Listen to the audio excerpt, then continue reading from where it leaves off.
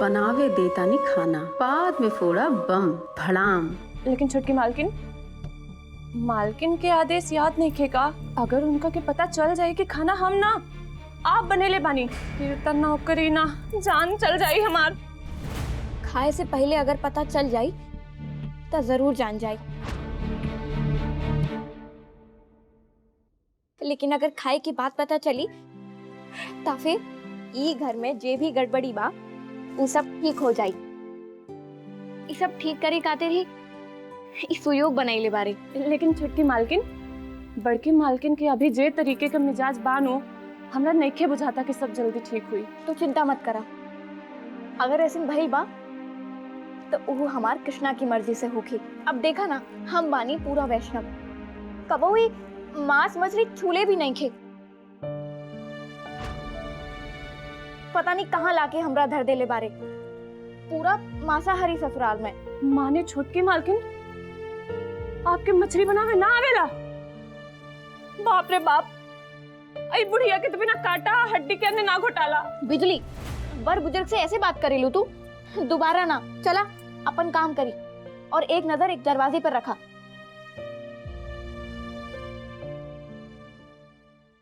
भैया, अरे सुना ना, आज तहार दिल के गहराई नापल जाई। माने तारा मालूम बा आज गोबर लिपाई बा, तारा मालूम बा कि ना? लेकिन तू देत का बारा, तू तो भसुर बारा। अच्छा, हम भसुर हैं या तू देवर हवा? कहीं द क्या लवा का? अरे गिफ्ट दोनों जाना के देवे के पड़ी भैया। भैया हमरा मालूम बा हमरो उपाधि, लेकिन ई तो बताओ कि तू देत का बारा? ना सीक्रेट बा बाबू, छुपा के देले वाली, पूछिया मत। अरे भैया एक बार बता। एक बार हम अपने गिफ्ट के छुपा के देले बानी, अपनी घर में चुरा के देले बानी। नई की दुल्हन नहीं है, हम वही जगह खड़ा रहो, उनकी सामने जाके कहा, लाल नाई की दुल्हन तो हर गिफ्ट ये तो हमारा। अरे भैया अब हमारा कहाँ से पागिला भैया, हम तो बड़ा चुरा के देले भैया।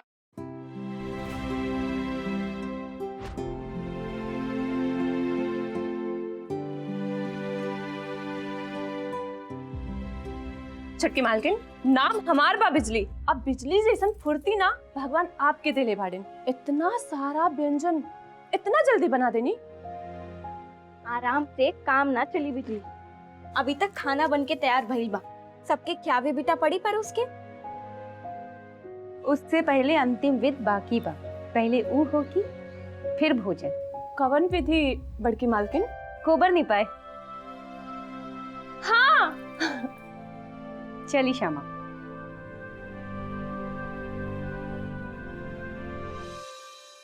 ममता, तार पुतोह के कोहबर लिपाता आ तू ना जेबू, ये असंभव बा। चलो। वो हमार ना, बस आपके पतो बिया। अच्छा ठीक बा, वो हमरे पतो बिया। खुश? चलो। वो लड़की के कमरा में, और हम दोबारा कहे के प्रयास भी मत करब। श्यामा इली पानी में तनी गंगा जल गाय के गोबर मिला देनी बनी, गोबर लीपे के। मैथिल में चौथारी के दिन बहुत नियम कानून होला श्यामा। दोबारा से बिया नईकी पतहू रसोई घर में हाथ देली, ऊ सब तो नीमन से हो गइल बा, बचल अब गोबर निपाई के। एहे तो असली होला। तब मिली ना गोबर निपाई के उपहार, तब पता चली कि एकर कितना बड़का दिल बा। चला श्यामा शुरू करी।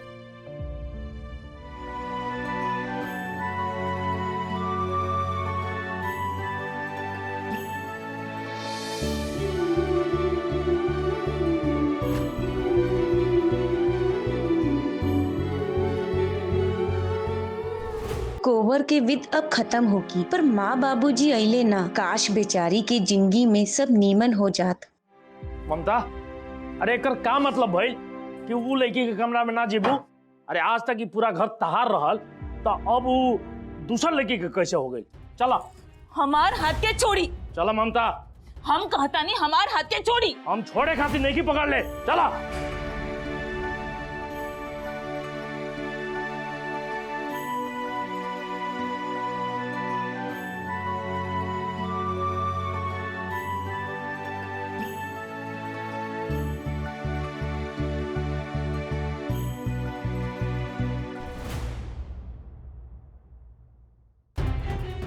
ममता, हर बात में ना नुकुर ठीक नहीं खे, कभी कभी दूसर के बात भी सुने के चाहिए।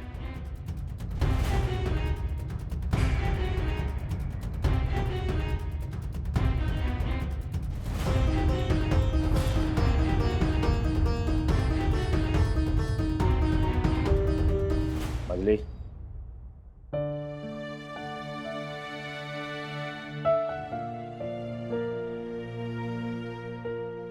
श्यामा, बाबूजी के आशीर्वाद लेंगे।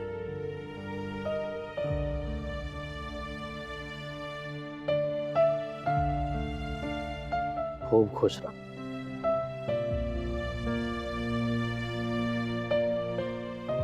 इला ब्याह में जे दिले रही वो रहे तहार सुहाग है, ई बात तहार अधिकार।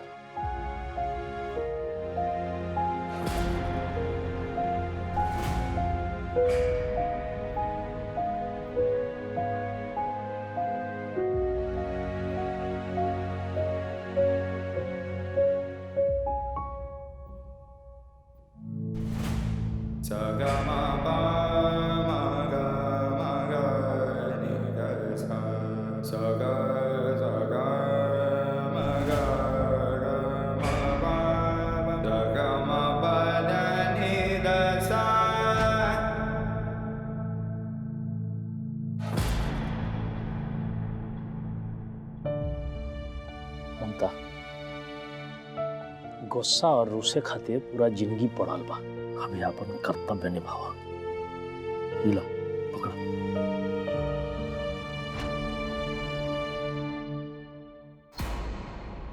अभी आप लोग सब बस नियम के पालन करे के बारे में सोचत रहने, यही से हम बाधा ना बने। लेकिन ई लड़की के हम अपन आशीर्वाद तीनों काल में भी ना दे। बहुत भल तमाशा। अरे पहले तो तू चौठारी के दिन छोटकी पुतौ के रसोई में ना जाए दिलू, खाली एक के बात पर टिकल बारू कि हम ए लड़की के आशीर्वाद ना दे। देखा ममता, निखिल के कोनो अमंगल ना होके के चाहिए, काहे कि अब निखिल के मंगल आ अमंगल सब श्यामा संगे जुड़ल बा। आई खाली हमार बात ना, कि अग्नि, देवी देवता, दिशा, बयार सबके साक्षी मान के ई बंधन बढ़ाइल बा। ये अटल बा और अटल रही। लेकिन तू बतावा, तहार का इच्छा बा? हमार इच्छा नहीं के मालूम आपके? कितना बेर बताई? पिछला 4 दिन में बार बार बोल के हमार मुंह दुखा गया बा, लेकिन आपके अभी तक नहीं के मालूम कि हमार इच्छा का बा। जौन भी विधि विधान शास्त्र सम्मत नियम कानून के पालन करे के रहे वो सब हो चुकल बा। अग्नि, देवी देवता, दिशा सबके साक्षी मान के बंधन जोड़े के रहे वो जुड़ा गई। अब आप सब लोगन के मर्जी पर का हमार कोनो जोर नहीं थे, लेकिन हमार मर्जी हमार बा, और इ पर केहू के राज हम कबो ना चले दे। इ लड़की हमरा तनिको नहीं के पसंद,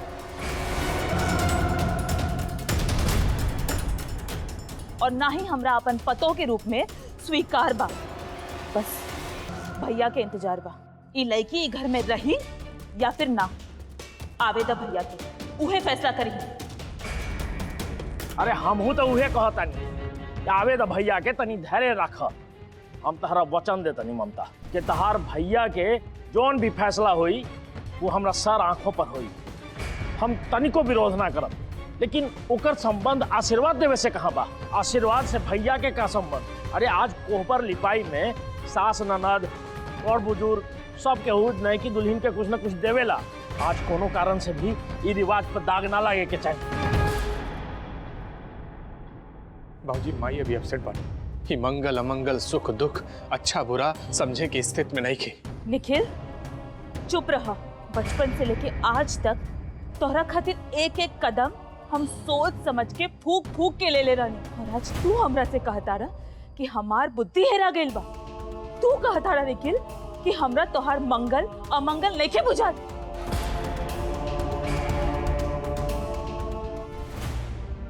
अरे माई के कहा था, के कहलस, केहू तो ना। अरे रउआ से बेसी हमार मंगल अमंगल सुख दुख के बूझ सकेला, लेकिन तनी अपन गुस्सा पे कंट्रोल रखी माई। सब ठीक हो जाए, समय आए पे। ई बात ब्याह वाला दिन ना सुझल रहे तोरा। वो दिन जौन भी तू लोग कहला वो सब ठीक बा, तो आज हम जौन करतानी वो भी एकदम ठीक ही बा। छोड़ दो, कोनो फायदा नहीं किया उठा। हम ममता तू तारा जे मन करा था तू उहे करा, लेकिन हमार एक बात गांठ बांध लो ममता, ना श्यामा से निमन लड़की निखिल के कभी मिलती, ना तारा कबो पुतो श्यामा से निमन भेटाई।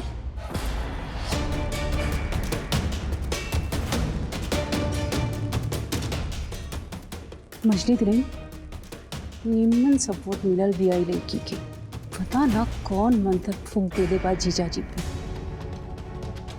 अंधा भइल बाड़ू तू। अरे उ लड़की के देखा का अपराध बा एकर, अपना सबसे शुभ और सबसे बड़का दिन पर ये ऐसे प्रताड़ित हो रहल बिया, का अपराध बा एकर?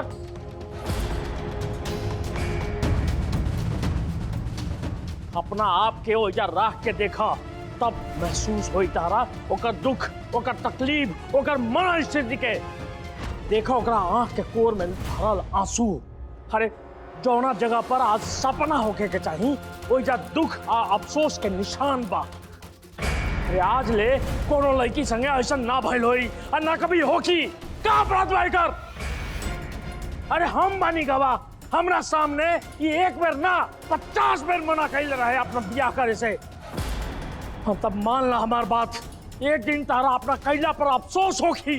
अभी भी कहा था नहीं, इकुल भुला दा इकुल, श्यामा के अपना लो। एक दिन तारा ना निर्णय पर गर्व होगी। हमारा चैलेंज भाई। गर्व काहे ना? अरे जौन लड़की की वजह से हमार लड़का के जिंदगी बर्बाद हो गई, जौन लड़की की वजह से एक घर के सुख शांति सब कुछ भंग हो गई बा, वो लड़की के देख के हमरा गर्व काहे ना होई? होखबे करी नु गर्व।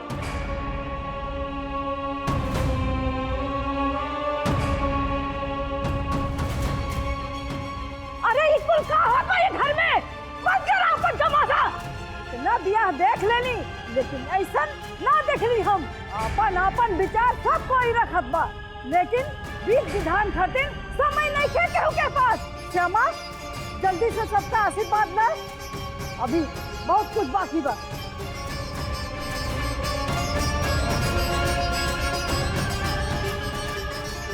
बेटा आज से तहार सास और ससुर दोनों हम ही बानी।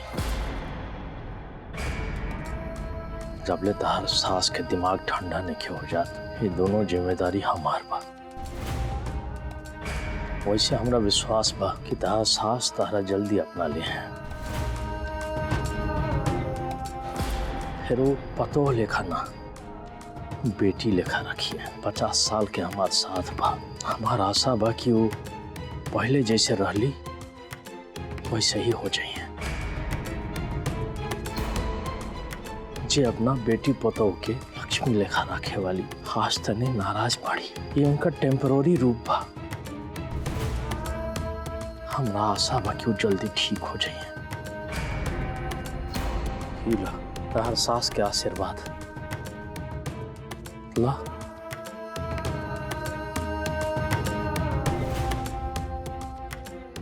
बाबूजी आशीर्वाद तक मिल गई हमरा। आज माई अपन पैर छुए के अनुमति दे देली हमरा। ई से बड़का आशीर्वाद और का हो सकी? इतना मीठ मीठ बात करे के तोहरा कोनो जरूरत नहीं थी। अरे जौन लड़की के हम नौकरानी के रूप में स्वीकार करे से भी पहले 100 बार सोचब, वो लड़की के हमार पतो बना के हमारे सामने खड़ा कर देले बानी और हमरा से कहता नहीं कि हम स्वीकार कर ली। काहे कर ली? पहले ही कहले रनीनो इंतजार करी हमार भैया खातिर, लेकिन ना, आजकल ई घर में हमार केहू सुने लगा। कोनो बात नहीं के, आप लोग अपन नईकी पतों के पूजा विधि जो भी कुछ करे के बाद सब कुछ करा, काहे कि बाद में ई सब करे के मौका केहू के ना मिली। बस अपन वादा के मत भूली।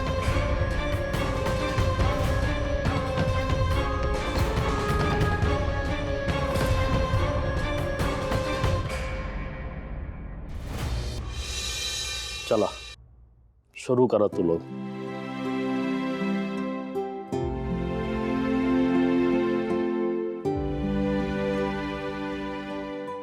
मालकिन, ई रहल हमारी तरफ से गिफ्ट। कृष्ण भक्त के उपहार में स्वयं भगवान कृष्ण। बिजली, ये उपहार ना, ये तो हमार प्राण बारे। ये उपहार हम सदैव अपन सीना से लगा के रखब। श्यामा, निखिल देवर जी के पैर छू के आशीर्वाद लेला।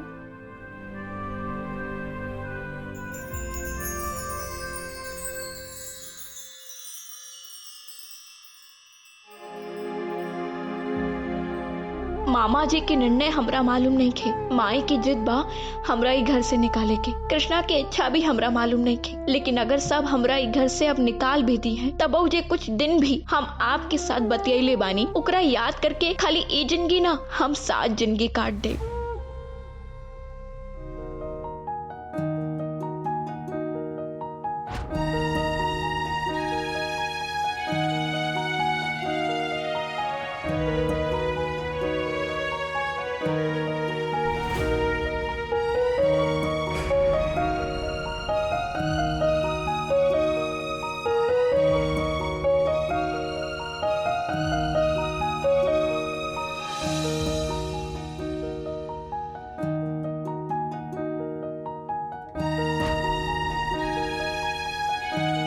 देवर जी, मुंह दिखाई दी श्यामा के। निखिल, का सोचत हो भाई? जेवर, रुपया, पैसा, कपड़ा लत्ता, ये सब मिल गई और हमरा पास ऐजा कुछ नहीं के जो रउआ के दे सकी। जहाँ तक हम रउआ के जाने ली, रउआ बहुत ही स्वाभिमानी, बहुत ही स्वाधीन और सेल्फ मेड लड़की बानी।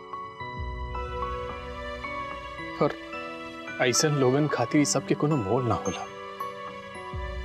ये जानी कि हम एकदम रउआ जैसे नहीं बानी, ये खातिर विश्वास दिलावता नहीं कि कभोर और विश्वास के आघात ना पहुंचाई। आज हमार दिहल शिक्षा संस्कार के तू सच्चा उपयोग कैले बड़ा।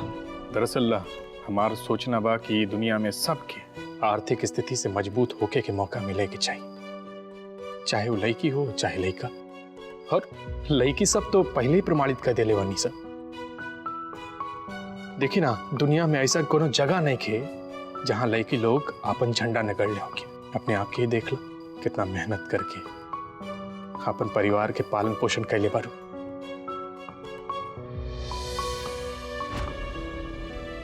हिम्मत और हौसला के दांच देवे के चाहिए। अभी तक हमरा मालूम नहीं खे कि राउर जीवन के उद्देश्य का बा, सपना का बा। आज मुंह दिखाई के रस्म के दिन हम रउआ के वचन देता नहीं कि राउर उद्देश्य पूरा करे खातिर हम कदम से कदम मिला के चलब और राउर सपना पूरा करे खातिर जिंदगी भर साथ दे।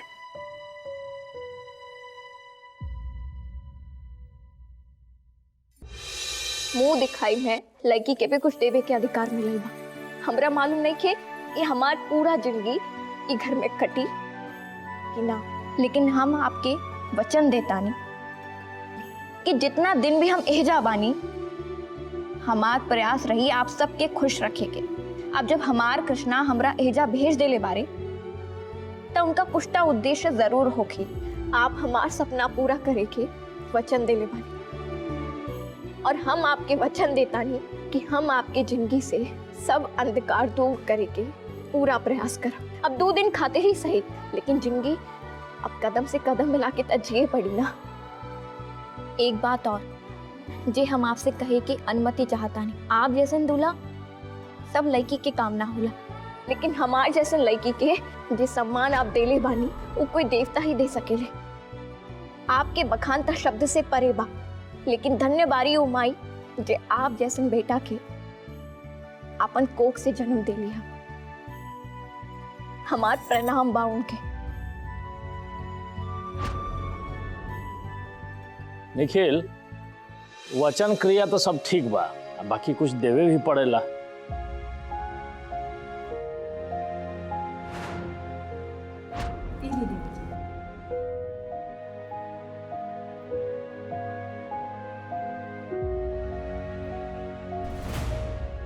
वाह, ई भइल लोग संस्कार असली पुतौ के। चलो पहिराओ।